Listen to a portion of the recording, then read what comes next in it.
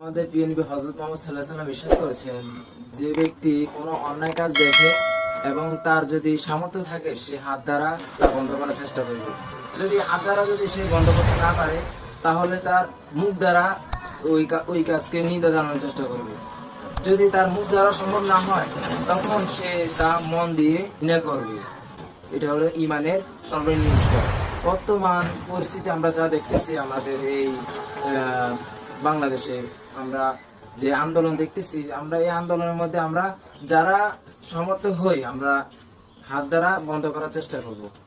অতএব যারা হাত দ্বারা বন্ধ করতে না পারি, আমরা অন্তত যদি আমাদের ইন্টারনেটে, ফেসবুকে যেভাবে পোস্টের মাধ্যমে ওরা মুখ দিয়ে প্রতিবাদ জানাই, যদি আমরা তা করতে না পারি, তো তাহলে অন্তত আমরা মন থেকে যারা এইসব কর্মকাণ্ড করছে তাদেরকে ঘৃণা করার চেষ্টা করি।